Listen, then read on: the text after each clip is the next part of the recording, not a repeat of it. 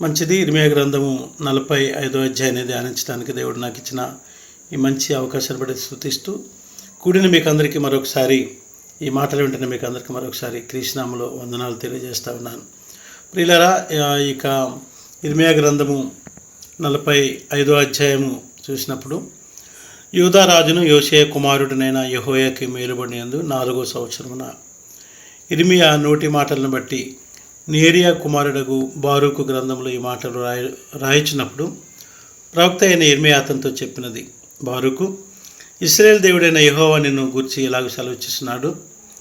కటకట నాకు శ్రమ, యెహోవా నాకు పుట్టించిన నొప్పికి తోడు ఆయన నాకు దుఃఖమును కలుగజేసి ఉన్నాడు. మూలుగు చేత అలిసి ఉన్నాను, నాకు నెమ్మది దొరకదాయనని నువ్వు అనుకుంటున్నావు. నీవు అతనికి ఈ మాట తెలియజేయమని యెహోవా సెలవిస్తున్నాడు. కట్టిన దానిని నేను పడగొట్టుచున్నాను, నేను నాటిన దానిని పెళ్ళగించుచున్నాను. సర్వభూమిని గురించి ఈ మాట చెప్పుచున్నాను. నీ నిమిత్తం నీవు గొప్పవాటిని వెతుకుచున్నావా? వెతకవద్దు. నేను సర్వశరీరుల మీదకి కీడు రప్పించుచున్నాను. అయితే నీవు వెళ్ళు స్థలములన్నిటిలో దోపుడు సొమ్ము దొరికినట్టుగా నీ ప్రాణమును నీకు ఇచ్చుచున్నాను. ఇదే యెహోవా వాక్కు. ఈ మాట ఇర్మియా భక్తుడు లేఖికుడు అయినటువంటి బారూకుతో మాట్లాడుతున్న సందర్భాన్ని జ్ఞాపకం చేస్తూ ఉంది. చిన్న ప్రార్థన చేసుకుందాం. దయగలిగిన మా తండ్రి, మీకు వందనాలనైనా ఈ ఇర్మియా గ్రంథం 45వ అధ్యాయంలో ఉన్నటువంటి ఈ సందర్భాన్ని మా జీవితాలకు దీవెనకరంగా మార్చమని, వింటున్న మాకు అందరికీ బోధిస్తున్న నాకును దీవెనకరంగా మార్చమని యేసు నామములో ప్రార్థించి వేడుకుంటున్నాం తండ్రి, ఆమేన్. ప్రియులారా, మనం ఈ మాటలు ఆలోచన చేస్తూ ఉన్నాం. దీనికి ముందు జరిగిన సందర్భాన్ని మీకు జ్ఞాపకం చేయాలి. ప్రవక్త అయిన ఇర్మియాకు దేవుని వాక్యము ప్రత్యక్షమై చెప్తున్న సంగతి అన్నమాట. ఏమని చెప్తున్నాడంటే, దేవాది దేవుడు, ఇదిగో నీవు ఒక పుస్తకం తీసుకొని బారూకుతో ఆ పుస్తకాన్ని రాపించి నీవు దానిని యెహోయాకీము రాజుకి దాన్ని అప్పగించు అని చెప్పడం చూస్తూ ఉంటాం. సో యెహోయాకీము రాజు యొక్క స్థితిగతుల్ని దేవాది దేవుడు హెచ్చరిక చేస్తూ, పశ్చాత్తాప పడకపోతే నీ జీవితము నాశనం అవుతుందని, కనుక నువ్వు పశ్చాత్తాప పడవలసిన అవసరం ఉందని అక్కడ ఉన్నటువంటి ఆ రాజులకు ఆ ఉత్తరం రాసి పంపించినప్పుడు యెహోయాకీము కుమారుడైనటువంటి ఆయన దానిని కత్తితో కోసి కాల్చి ఆ కుంపటిలో కాల్చి వేసినట్లుగా చూస్తున్నాం. దేవుని యొక్క మహా ఉగ్రత వారి మీదకి వచ్చినట్లుగా చూస్తున్నాం. వారి కుమారులు దానిని యూదా దేశాన్ని పరిపాలన చేస్తున్నప్పుడు ఈ ఉత్తరాన్ని రాయడానికి ప్రవక్త అయిన ఇర్మియా బారూకుని ఆయన ఎన్నుకున్నట్లుగా చూస్తూ ఉంటాం. ఈ బారూకు ఉత్తరం రాయడము, ఎందుకంటే ఇర్మియా గృహ నిర్బంధంలో ఉన్నాడు కాబట్టి దేవుని మందిరంలోనికి రావడానికి ఆయనకి అధికారం లేకుండా చేసినారు కాబట్టి ఈ ఉత్తరాన్ని బారూకు తీసుకెళ్ళి ఇవ్వడము, ఇదంతా జరుగుతున్న ప్రాసెస్లో ఇక్కడ ఏం జరుగుతుందంటే ఇర్మియా దూతగా ఉన్నటువంటి బారూకు మీదకి రాజులు లేచినట్లుగా మనం చూస్తూ ఉంటాం. రాజులు లేచి ఆయనను మాటిమాటికి నీ ఉత్తరాలు తీసుకుని వస్తూ ఉన్నావు, ఇర్మియా ప్రవక్త పక్షంగా నువ్వు నిలబడుతున్నావు కాబట్టి నీకు శిక్ష విధిస్తామనే మాటని వారు చెప్పడము మనం గమనిస్తూ ఉంటాము. సో ఆ సందర్భంలో బారూకు ప్రవక్త యొక్క హృదయాన్ని దేవుడు విప్పి ప్రవక్త అని ఇర్మియాకు చెప్పడం మనం గమనిస్తూ ఉన్నాం. బారూకు యొక్క హృదయము ఏముంది? ఈ ఉత్తరాలు రాసి తీసుకెళ్తూ ఉన్నాను నేను. కేవలము ఇర్మియా ప్రవక్త యొక్క పనిని అనగా దేవుని పనిని ప్రవక్త పక్షంగా చేస్తూ ఉన్నాను, కానీ నాకు శ్రమ, అయ్యో నాకు శ్రమ వచ్చింది, ఇలా తీసుకెళ్ళడం వల్ల నాకు పుట్టించిన నొప్పికి తోడు ఆయన నాకు దుఃఖమును కలుగజేస్తూ ఉన్నాడని ఆయన మూలుగు చేత అలిసినాను, నాకు నెమ్మది లేదని ఆయన ఎంతో హృదయంలో వేదన పడుతున్నప్పుడు దేవాది దేవుడు ఇర్మియాతోనే మాట్లాడుతున్నాడు. ఇదిగో బారూకు ప్రవక్త యొక్క హృదయంలో ఉన్నటువంటి ఆ యొక్క వేదన, ఆయనకు పడుతున్నటువంటి నెమ్మది లేని ఆ స్థితి, భయము, దాని అంతటికీ ఆయనకి రిప్లై ఇవ్వు అని చెప్పినప్పుడు దేవుడు ఈ ప్రవక్త అయిన ఇర్మియా ద్వారా బారూకుతో మాట్లాడినటువంటి ఒకే ఒక మాట మనకి ఇక్కడ, నువ్వు భయపడుతున్నావు, నువ్వు బాధపడుతున్నావు, ఈ సంగతిని దేవుడు చూశాడు. ఈరోజు మన అంశం ఏంటంటే, ఆయన చూసే దేవుడు, ఎవరిని విడిచిపెట్టే దేవుడు, మరీ విశేషంగా విడిచిపెట్టని దేవుడు. మరీ విశేషంగా మనం చూసినట్లయితే ఆయన కొరకు బ్రతుకుతున్న వారిలో ఎవరిని కూడా ఆయన విడవడు, నీతిమంతులను ఆయన విడిచిపెట్టడు అనే సంగతిని తెలియజేస్తూ ఉంది ఈ యొక్క ఉత్తరము. దాంట్లోనే ఆయన అంటాడు 5వ వచనంలో, ఇదే ఇదంతా జరుగుతున్న సంగతి అయితే ఒకే ఒక రెస్పాన్స్ ఇస్తూ ఉంటాడు ప్రవక్త ద్వారా. దేవుని మాటను ఇర్మియా ప్రవక్త బారూకు తెలియజేస్తాడు. నీ నిమిత్తము నువ్వు గొప్ప వాటిని వెతుకుచున్నావా? ఏమి ఎక్స్పెక్ట్ చేస్తున్నావు నువ్వు బారూకు?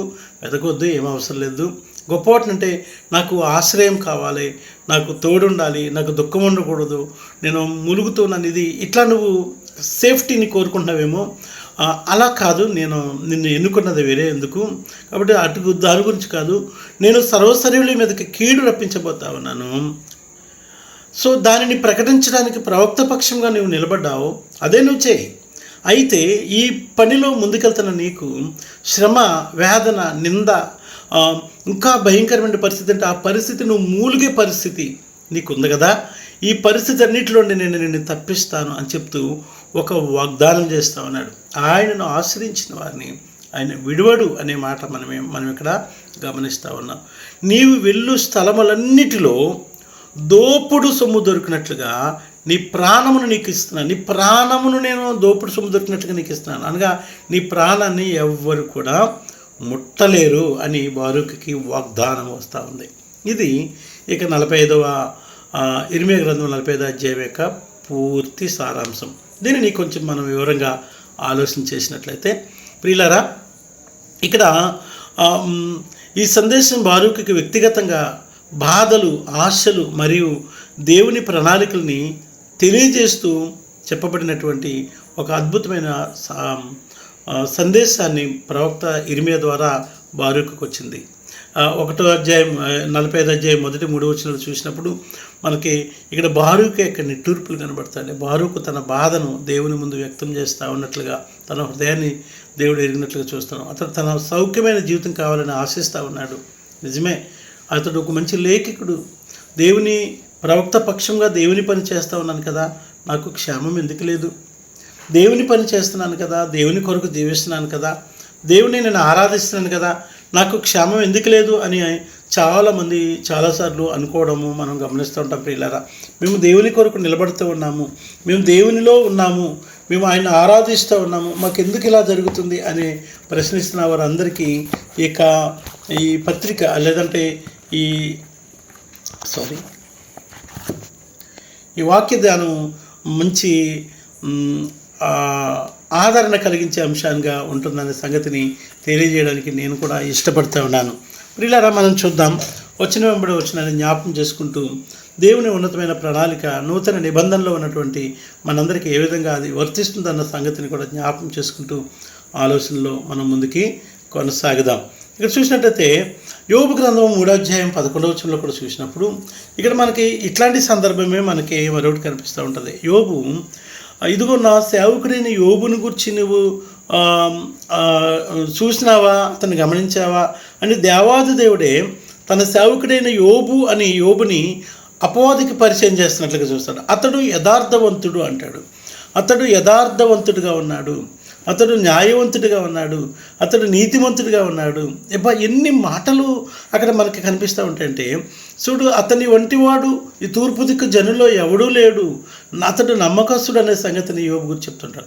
కానీ ఈ యోబు మీదకు దేవుని యొక్క చిత్తానుసారమైనటువంటి ఆ టెస్టింగ్లో ఉన్నటువంటి ఆ పరిస్థితి వచ్చినప్పుడు, అపవాది శోధన మొదలుపెట్టినప్పుడు యోబు అంటాడు 3వ అధ్యాయం 11వ వచనంలో, గర్భం నుండి బయలుదేరగానే నేను ఎలా ప్రాణం వెడకపోతుంది, అసలు పుట్టినంటే నేను ఎందుకు సాగపోతున్నాను, నేను ఎందుకు ఎంతకాలం బ్రతికాను నేను.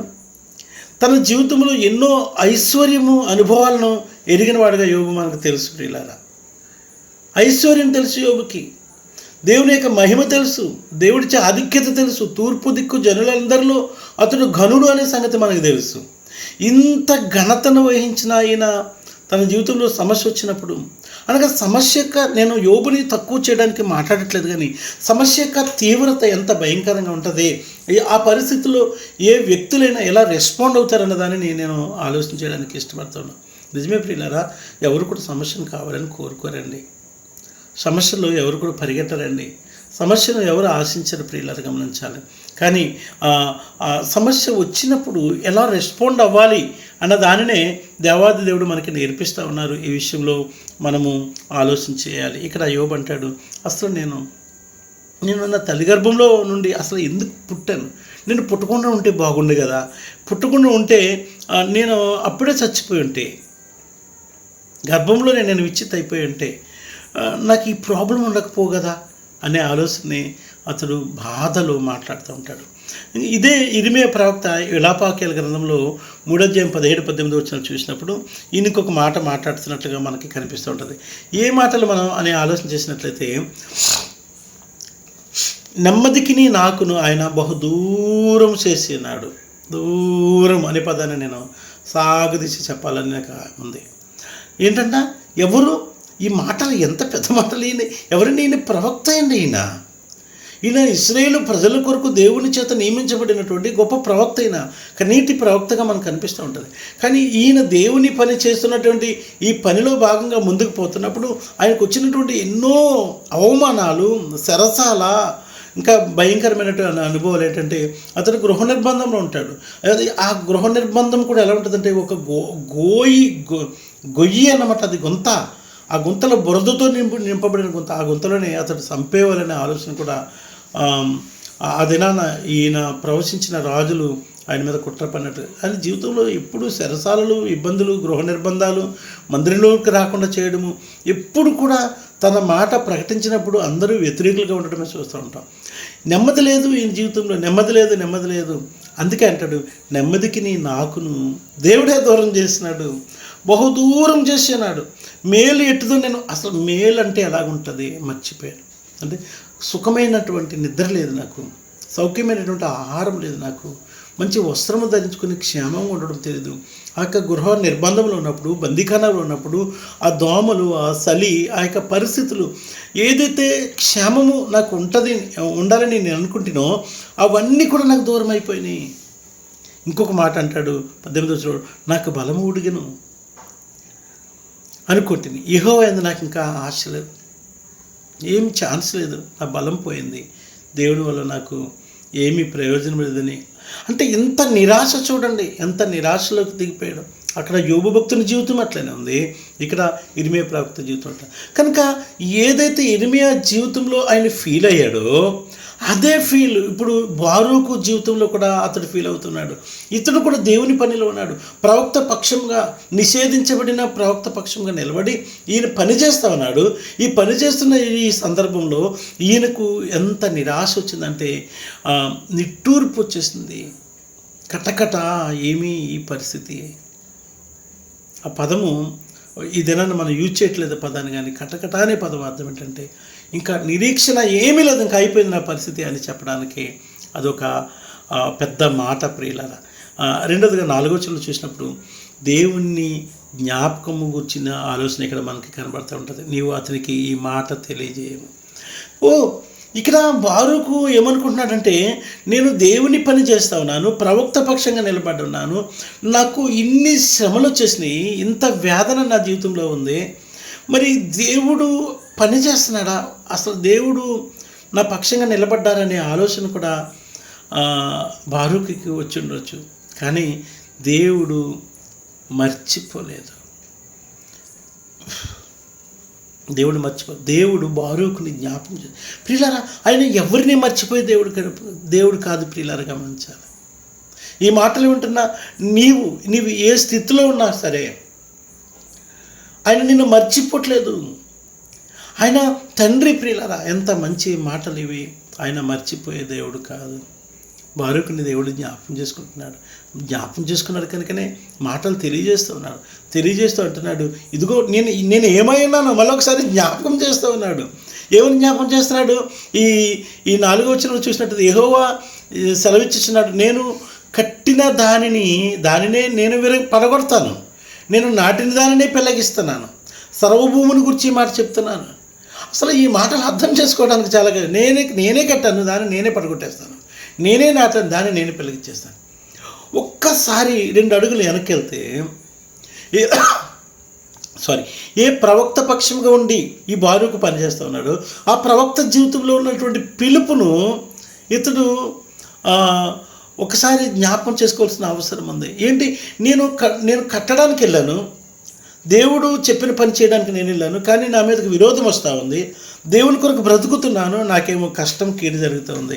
చాలాసార్లు మనం కూడా ఇలాగ అనుకుంటాం ప్రియులారా, నేను చాలా నమ్మకంగా ఉంటున్నాను కానీ నాకు ఇలా జరుగుతుంది. నేను నమ్మకంగా ఇదే చాలాసార్లు మనం చెప్తాం.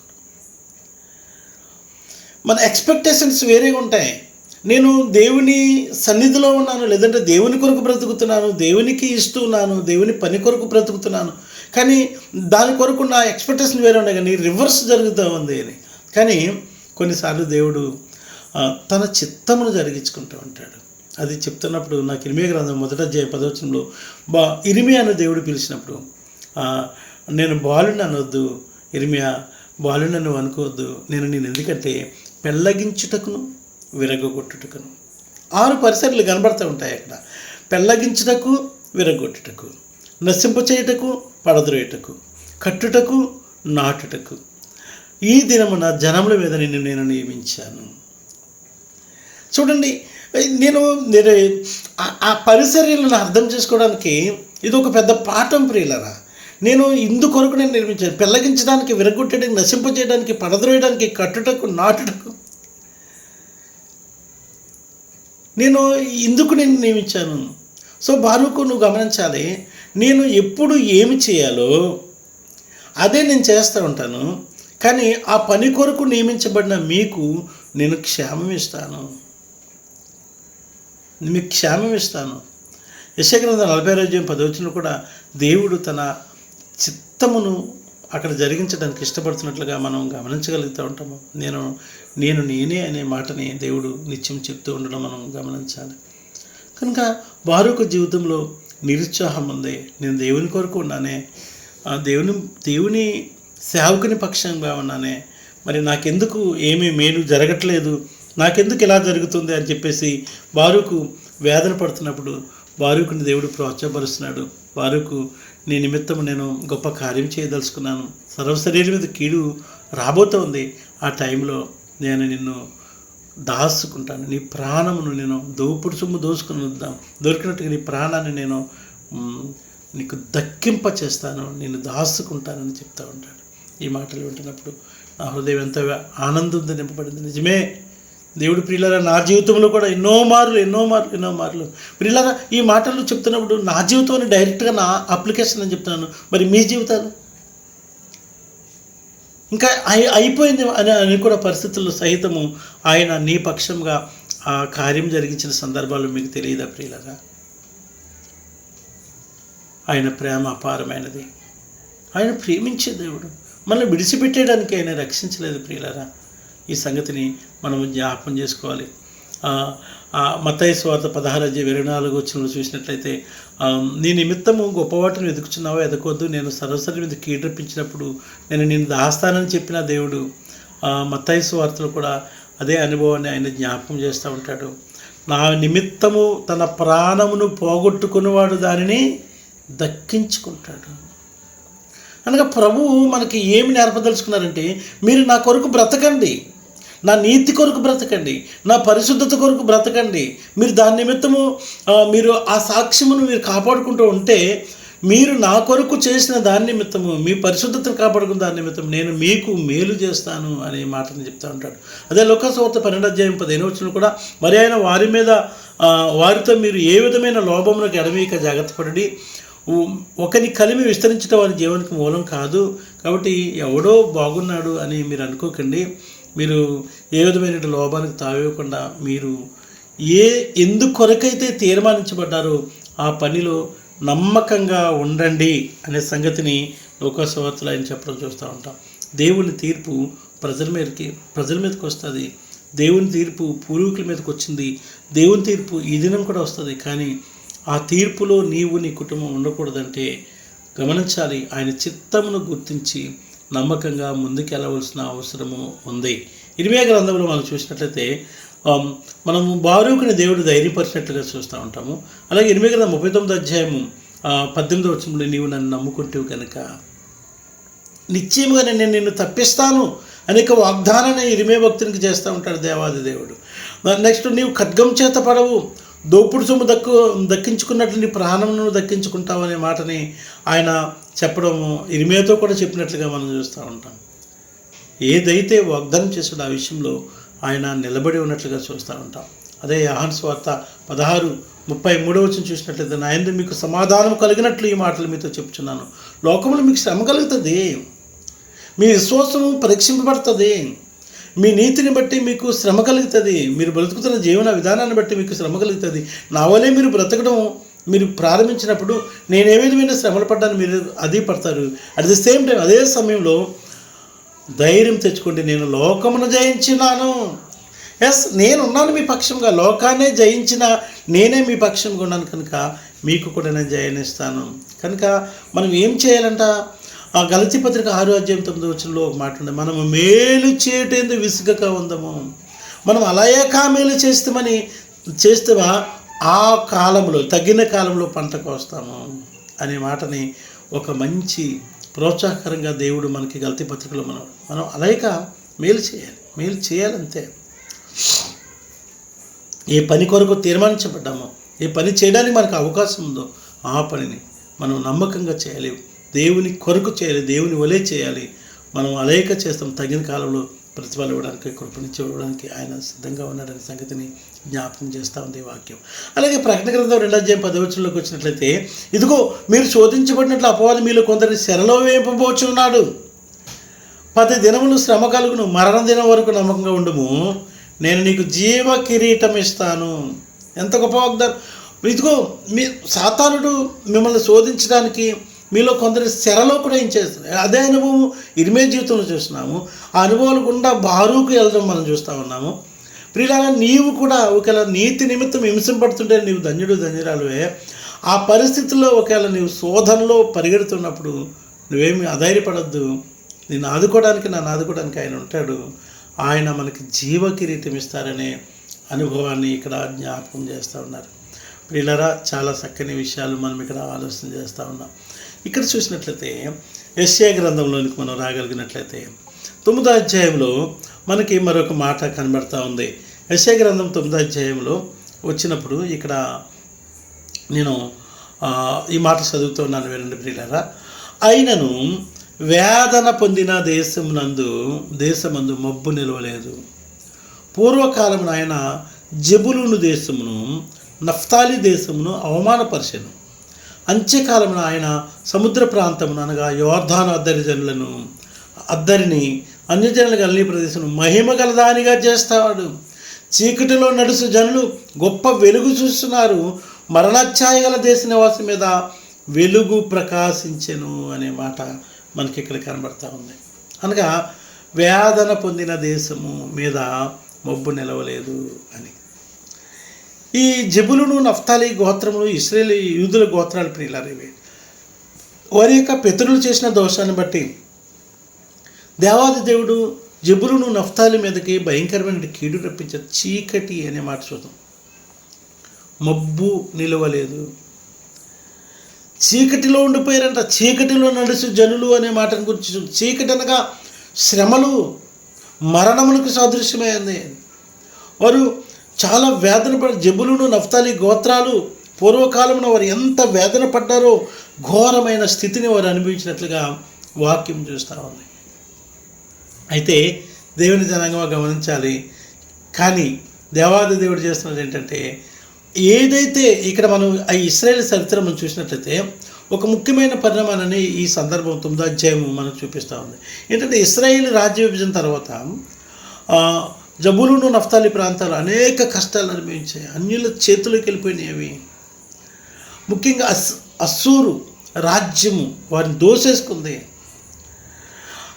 అయితే ఈ ప్రాంతాలకి భవిష్యత్తులో గొప్ప ఆశీర్వాదం దొరుకుతుందని దేవుని వాగ్దానం చేయబడ్డారు. అస్సూరీయులు ఎంత భయంకరంగా జబూలూను, నఫ్తాలీలను వేధించారంటే వారు చీకటిలో నడిచే జనులు అనే పదాన్ని వాడుతూ ఉంది. అనగా మేలు అన్నది వారికి లేకుండా, మేలు అన్నది వారికి తెలియకుండా.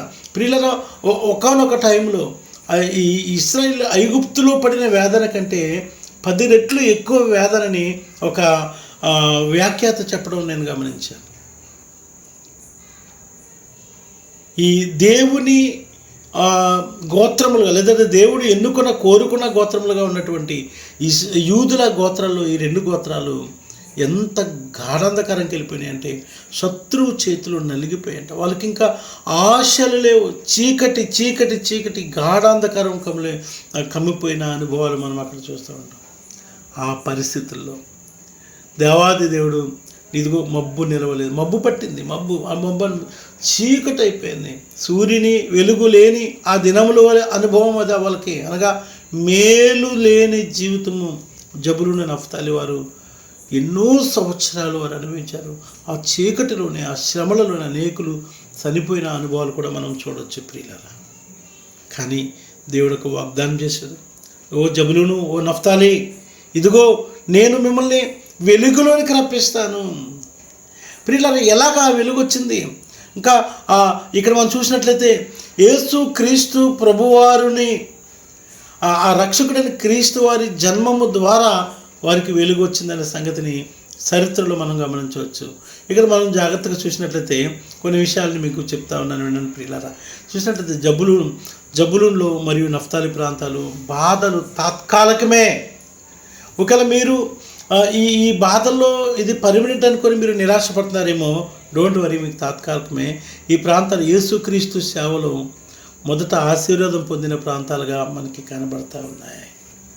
యేసుక్రీస్తు ప్రభువు జన్మించిన తర్వాత ఆయన జబులూను నఫ్తాలి ప్రాంతాల్లో తన పరిసరిని ప్రారంభించినప్పుడు అనేకులైన రోగులను స్వస్థపరిచినట్లుగా చూస్తూ ఉన్నాం, కుంటివారిని బాగు చేసినట్లుగా చూస్తూ ఉన్నాం. ఇంకా జాగ్రత్తగా చూసినట్లయితే జబులూను నఫ్తాలి ప్రాంతాల్లో ఆయన అనేకమైన అద్భుతములు చేసినట్లుగా చూస్తాం, అనేకులు రక్షణ పొందినట్లుగా మనకి కనబడుతూ ఉంటుంది. యేసు ప్రభువారి పరిసర్య జబులూను నఫ్తాలి ప్రాంతాల్లో అది ఎంత ప్రారంభమైనట్లుగా చూస్తాం. అనగా ఒకప్పుడు చీకటి కమ్మిన దేశము, శ్రమలు వేదనతో నింపబడ్డారు. కానీ దేవుడు జ్ఞాపకం చేసుకున్నాడు. దేవుడు పాపము శిక్ష తర్వాత నిత్యమైన కృపని ఇచ్చి పునరుత్థాన మహిమను ఆయన చూపించడానికి భూమి మీదకి వచ్చినట్లుగా చూస్తూ ఉంటాం. మత్తయి సువార్త 4:13-16 మనం చూసినప్పుడు యేసు ప్రభువారు కపెర్నహూము అనగా జబులూను నఫ్తాలి ప్రాంతాలు కపెర్నహూములో ఆయన పోయి ఆయన కపెర్నహూములో అద్భుతములు చేసినట్లుగా మనం చూస్తూ ఉంటాము. ఆయన గలిలయలో పరిచర్య చేసినట్లుగా చూస్తూ ఉంటాం. ఈ జబులూను నఫ్తాలి ప్రాంతంలో ఉన్నటువంటి ఈ గలిలయలో కూడా ఆయన అద్భుతాలు చేసినట్లుగా, కానాలో విందులు అద్భుతం చేసినట్లుగా మనం చూస్తూ ఉంటాము. ఇంకా ఆయన చెప్తూ ఉన్నాడు యేసుక్రీస్తు ప్రభువారు యోహాను సువార్త 8:12 చూసినట్లయితే, ఇదిగో నేను లోకమునకు వెలుగునని చెప్పేసి గలిలయ ప్రాంతాన్ని, చీకటిగా ఉన్న ప్రాంతాన్ని వెలుగుమయంగా చేసినట్టుగా చూస్తూ ఉన్నాం మనం. అక్కడ దేవుడు చేసిన వాగ్దానమును ఆయన జ్ఞాపకం చేసుకున్నాడు. ఎలాగా? తన ప్రియమైన కుమారుడైన క్రీస్తు ప్రభువారిని భూమి మీదకి పంపించి రక్షకుడు జన్మించడం ద్వారా ఆ గలిలయలోను ఆ కపెర్నహూములోను, అది లేదంటే ఇంకా జాగ్రత్తగా చూసినట్లయితే ఆ నఫ్తాలి ప్రాంతంలో మనం చూసినప్పుడు ఆ గలిలయ సముద్ర ప్రాంతంలో ఎక్కువ సమయం ఆయన గడిపినట్లుగా, అక్కడ తన శిష్యులతో కానీ ఆయన గడిపినట్లుగా చూస్తూ ఉంటాం. ఏదైతే విడుదల లేని ప్రాంతంగా ఉందో ఆ జబులూను నఫ్తాలి, ఏదైతే ఆ ప్రాంతము చీకటితో నింపబడిందో, ఆ వెలుగులేని ఆ ప్రజలుగా ఉన్నారు, అదే ప్రాంతంలో నేను లోకానికి వెలుగై ఉన్నానని చెప్పిన యేసుక్రీస్తు ప్రభువారు వారిని వెలిగించడానికి అక్కడికి పోయి అక్కడే సమయం గడిపి ఆ ప్రజలను వెలిగించినట్లుగా చూస్తూ ఉన్నాం. దేవునికి స్తోత్రం కలుగునుగాక. బారూకు జీవితం, దేవుని కొరకు నిలబడిన బారూకు జీవితము, అయ్యో కటకట నాకెంత శ్రమ అని అతడు వేదన పడుతుంటే బారూకును ఆశీర్వదించి, ఇదిగో దోపుడు సొమ్ము దొరికినట్లుగా నీ ప్రాణాన్ని నేను నీకు ఇస్తానని వాగ్దానం చేసిన ఆ దేవుడు బారూకుని కనికరించినట్లుగా చీకటిలో ఉన్నటువంటి ఆ ప్రాంతాలైనటువంటి జబులూను నఫ్తాలిలో యేసుక్రీస్తు ప్రభువారు తన పరిసరిని ప్రారంభించి అనేకులను శిష్యులుగా చేసి అనేకులతో ఆయన నడిచి గడిపి అద్భుతాలు చేసి రోగులను స్వస్థపరిచి ఆ మేలు చేసినట్లుగా చూస్తూ ఉన్నాం. ప్రియులారా, ఎంత గొప్ప విషయం ఇది. ఒకవేళ నిరాశలో ఉన్నావేమో, దేవుడు నన్ను మర్చిపోయాడన్నట్లుగా నువ్వు ఆలోచన చేస్తున్నావేమో, బారూకు వలె వేదన పడుతున్నావేమో, జబులూను నఫ్తాలి ప్రాంత ప్రజల వలె దుఃఖంలో ఉన్నావేమో, డోంట్ వరీ. ఈ దినము నీకు శుభవార్త. ఈ క్రిస్మస్ దినాల్లో నేను మీకు చెప్పే శుభవార్త ఏంటంటే, దేవుడు మన పక్షముగా ఉండగా మనకి విరోధి ఎవడు? ఆయన మన పక్షముగా ఉన్నారు. ఆయనే మన పక్షముగా ఉండగా మనకు విరోధి ఎవరు ప్రియులారా? ఈ సంగతిని మనం జ్ఞాపకం చేసుకున్నప్పుడు దేవుని నిశ్చయంగా మనం స్తుతిస్తూ ఘనపరుస్తూ ఉండడానికి మనం ఎన్నడూ కూడా వెనకబడమనే సంగతిని సేవకునిగా మనం చేయడానికి ఇష్టపడతా ఉన్నాను. ఎందుకనగా ఇదిగో మన కొరకు క్రీస్తు ప్రభు వారు ఉన్నారు, మన కొరకు రక్షకుడు ఉన్నాడు. ఆయన జన్మించారు, ఆయన జన్మించారు. ఆయన మనల్ని విడిచిపెట్టేవాడు కాదు అనే సంగతిని జ్ఞాపకం చేసుకోవాల్సిన అవసరం ఉంది. ఈ దినము క్రిస్మస్ సందర్భంగా మీకు తెలియజేసిన విషయం ఏంటంటే,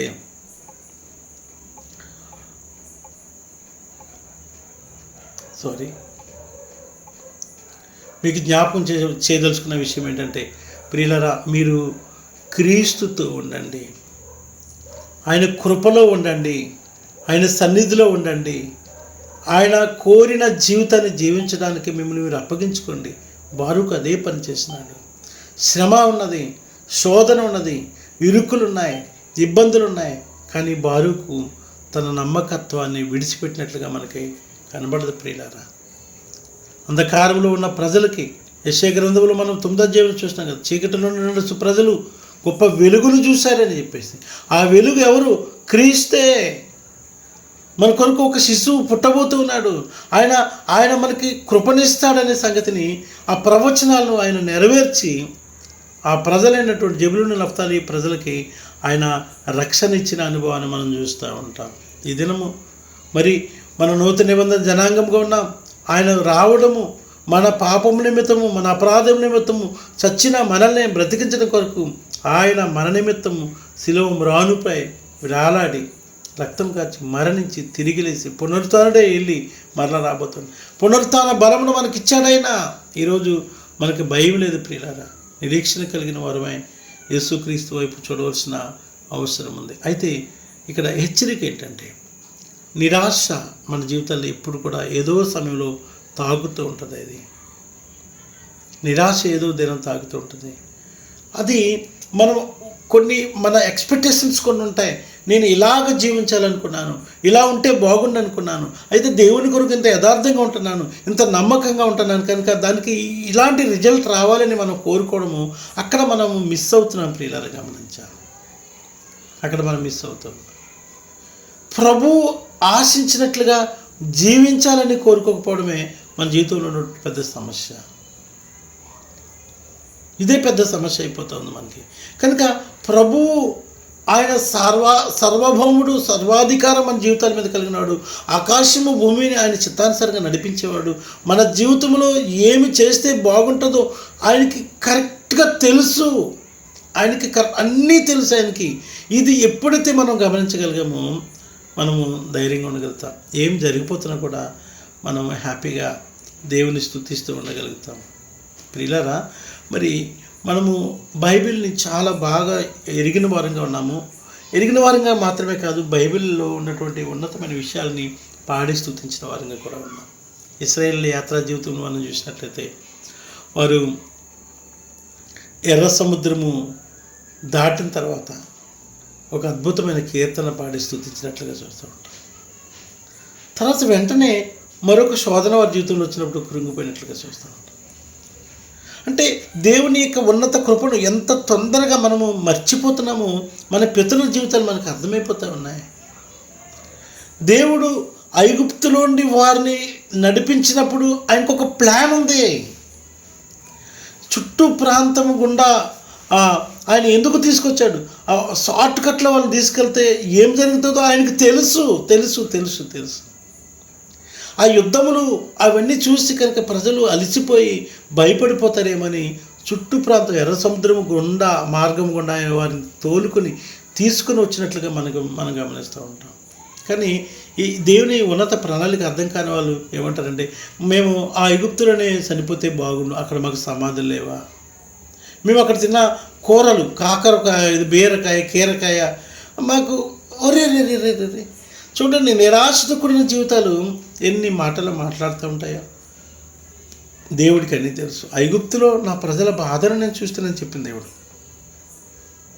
పాలుతేళ్లు ప్రవహించు దేశమైనటువంటి కానాను దేశంలోని అక్కడ ఉన్నటువంటి శ్రేష్టమైనటువంటి అరేంజ్మెంట్స్, కట్టని ఇండ్లు, పెట్టని తోటలు, అవన్నీ వీళ్ళ కొరకు ఒక గుడ్ అరేంజ్మెంట్ చేశాడు ఆయన, మంచి ఏర్పాటు చేశాడు ఆయన. కానీ ఈ మార్గంలో ఎలా తోలుకెళ్ళాలో, వాళ్ళని ఎలా నడిపించాలో ఆయనకు ఒక ప్లాన్ ఉంది. ఆయన ప్రణాళికను గుర్తించని కారణంగా అరణ్యముల అనేకులు రాలిపోయారని, సనుగుకునిరని మనం చూస్తూ ఉన్నాం. కనుక యేసుక్రీస్తు ప్రభువారు మనల్ని విడిచిపెట్టలేదు. ఆయన జబులును నఫ్తాలిని విడిచిపెట్టలేదు. చీకటిలో నడుచు ఆ జనులకు వెలుగునిచ్చాడు దేవుడు. ఆయన యేసుక్రీస్తు ప్రభువారిని పంపడం ద్వారా ఆ యేసుక్రీస్తు ప్రభువారు వచ్చి ఆ చీకటిలో ఉన్నట్టు ఆ ప్రజలను, యాక్చువల్గా కపెర్నహూము గురించి చూసినప్పుడు, కపెర్నహూమా, ఓ కపెర్నహూమా, నువ్వు ఆకాశం మటుకు హెచ్చించుకుంటున్నావు, నేను భూమి వాళ్ళు ఎలా అయిపోయారంట? కపెర్నహూములో జీవిస్తున్నవారు, ఆ గలిలయ ప్రాంతాల్లో జీవిస్తున్నవారు ఏదో ఉన్న దానిని బట్టి ఎవరు అధికులుగా ఫీల్ అయిపోతూ ఉండేవారు. ఇంకా లేని దాన్ని బట్టి తొందరగా వాళ్ళు ఏంటంటే వాళ్ళు తొందరగా ఎమోషనల్ ఫీల్ అయిపోయేవారంట. ఉంటే ఎగిరిపోయేవారంట, లేకపోతే కృంగిపోయేవారంట.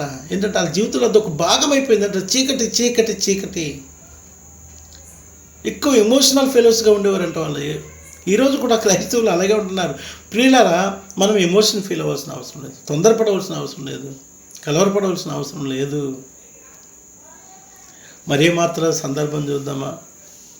ఇదిగో నాకు మా ప్రియమైన సహోదరుని స్నేహితుడు కాయలపడి ఉన్నాడని కౌరింపారంట. యేసుప్రభు వారు రాలేదు, ఆయనకి తెలుసు అన్నీ. మార్తంటది, 4 దినాల క్రితం వచ్చి ఉంటే బాగుండేవి నువ్వు. ఎస్, సామాజికంగా ఆలోచన చేసినప్పుడు చనిపోయేప్పటికి 4 దినాలు అయిపోయింది, ముందొచ్చుంటే నువ్వేమైనా చేయగలవు. అది ఆమె యొక్క విశ్వాసం. ఏ విశ్వాసము? రోగులను స్వస్థపరచగలవు అనే విశ్వాసం అనుకుంది. లేదా ఇప్పుడు కూడా బ్రతుకుతాడు, నువ్వు నమ్మకం పెట్టు అని ప్రభు అంటుంటే, నేను నమ్ముతాను, పునరుత్థానమందు ఆయన లేచి వస్తాడు అని. అరే, ఆమె విచిత్రం. ఆమె ఎక్కడ ఉందంటే 4 దినాల ముందుంది, 4 దినాల తర్వాత ఉంది తప్ప ఆ రోజులో లేదామె. ఆ విశ్వాసం, ఆ రోజు నమ్మకం లేదు ఆమెకి. ఏ రోజు? ఈ 4వ రోజును కూడా ఆయన సమాధిలో ఉండి లేపగలడని నమ్మలేకపోతా ఉంది. కొంచెం ముందుకుంది విశ్వాసం. రోగులను స్వస్థపరచడం నమ్ముతుంది. అందుకే మన వచ్చుంటే నువ్వు రోగంతో నా తమ్ముడిని నువ్వు బ్రతికించి నమ్ముతుంది. చచ్చినాక కూడా పునరుత్థానంలో నువ్వు మరలా తీసుకుని వస్తావు అని నమ్ముతుంది. కానీ చచ్చిన వాడిని బ్రతికిస్తారనే నమ్మకం ఆమెకి ఆ ధైర్యం లేదు, నమ్మకం. ఆయన ఏమై ఉన్నాడో అన్న దాని విషయంలో ఆమె చాలా ఎక్కువ అవగాహన కలిగి ఉంది. కానీ ఆయన అంతా ఆమెకు అర్థం కాలేదు. మార్తకున్న ప్రాబ్లం అది. ఈరోజు చాలామంది అసలు ఆ రోగంతో ఉన్నప్పుడే స్వస్థత చేస్తాడని నమ్మలేని క్రైస్తవులు చాలామంది ఉంటారు, కలవరపడిపోయేవారు ఉంటారు. ఒకరు మరణిస్తే ఇంకా పునరుత్థానం గురించినటువంటి నిరీక్షణ కూడా వదిలిపెట్టేసి ఇంకా ఏడుస్తూనే దుఃఖిస్తూనే అవసరమైతే దేవుడు మాకు ఏం మేలు చేశాడని ప్రభువును కూడా విడిచిపెట్టేసి లోకంలో కలిసిపోయిన విశ్వాసులు కూడా ఉంటారు. దైవ జనాంగంగా గమనించండి. ఈ రాత్రికాల సమయంలో దేవాది దేవుడు మనకి 2 శ్రేష్టమైన విషయాలను జ్ఞాపకం చేస్తూ ఉన్నాడు. దేవుని ప్రవక్త పక్షముగా దేవుని పని చేసిన బారూకుతో దేవుడు చెప్తున్నాడు, నువ్వు ధైర్యంగా ఉండు, తోపుడు సొమ్ము దొరికినట్లుగా నీ ప్రాణాన్ని నువ్వు దక్కించుకుంటావు. బారూకు, నువ్వు కంగారు పడవలసిన అవసరం లేదు, నువ్వు నా కొరకు బ్రతకావు, నేను నిన్ను విమోచిస్తానంటున్నాడు. ఇక్కడ జబులును, నఫ్తాలి, మీరు నేను ఎన్నుకున్న గోత్రంలో మీరు ఉన్నారు. మీ పితరులు చేసిన దోషాన్ని బట్టి కల్దీయులు మీ మీద రాజ్యం చేశారు, బబులోనీయులు మీ మీద రాజ్యం చేశారు, చీకట్లోకి వెళ్ళిపోయారు మీరు. డోంట్ వరీ, ఇదిగో మీకు ఒక కుమారుడు పుట్టబోతూ ఉన్నాడు, ఆయన క్రీస్తు వారు.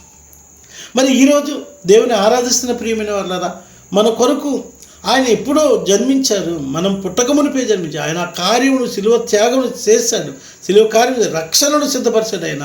మరి దాన్ని మనం స్వతంత్రించుకోవాలంటే ఏం చేయాలి? మనకి వాక్యం ఉంది. వాక్యానుసారంగా మన జీవితాలు పరిశుద్ధపరుచుకొని మన కొరకు జన్మించి, మన కొరకు మరణించి, మన కొరకు తిరిగిలేసి, మన కొరకు మరలా రాబోతున్నటువంటి యేసుక్రీస్తు ప్రభు వారిని జ్ఞాపకం చేసుకుందాం. ఈ క్రిస్మస్ సందర్భంలో మనం జ్ఞాపకం చేసుకుందండి, నా కొరకు పుట్టిన ఈయన అక్కడ ఆగిపోలేదు. నా నిరాశ నిస్పృహ జీవితం నుండి నన్ను విడిపించడానికై బారుకుకి ఇచ్చినట్లుగా నేను నీకు తోడుగా ఉన్నానని చెప్పడానికి ఆయన సిద్ధంగా ఉన్నాడు. అదే సమయంలో మరణం వరకు నమ్మకం ఉంటే జీవకిరీటం ఇస్తానని చెప్పిన ప్రకటన గ్రంథంలో వాగ్దానం మన కొరకు సిద్ధం చేసి దాన్ని తీసుకురావడానికి సిద్ధంగా ఉన్నాడు ఆయన. మరి మనము ఏం చేయాలి? నమ్మకముగా జీవించడానికి మన హృదయాలు అప్పగించుకున్నప్పుడు ప్రతిరోజు మన జీవితంలో పండగే. ఆ ఆశీర్వాదం పొందడం కొరకు దేవుని సంగమా మిమ్మల్ని మీరు అప్పగించుకోవాలని మనవి చేస్తూ, ఇదిగో క్రీస్తు జన్మదిన సెలబ్రేషన్ చేసుకుంటున్న మనము ఈ డిసెంబర్ జనవరిలోనే కాదు, మన జీవితం అంతా కూడా సెలబ్రేట్. ఆయన మన కొరకు ఉన్నాడు, మనల్ని విడవడు, మనతో నడుస్తున్నాడు. ఈ జ్ఞాపకం చేసుకొని స్తుతిద్దాం. అందరికీ క్రిస్మస్ శుభాకాంక్షలు తెలియజేస్తూ ముగిస్తున్నాను. దైవాశీస్సులు దేవుడు మిమ్మల్ని దీవించునుగాక. ఆమేన్.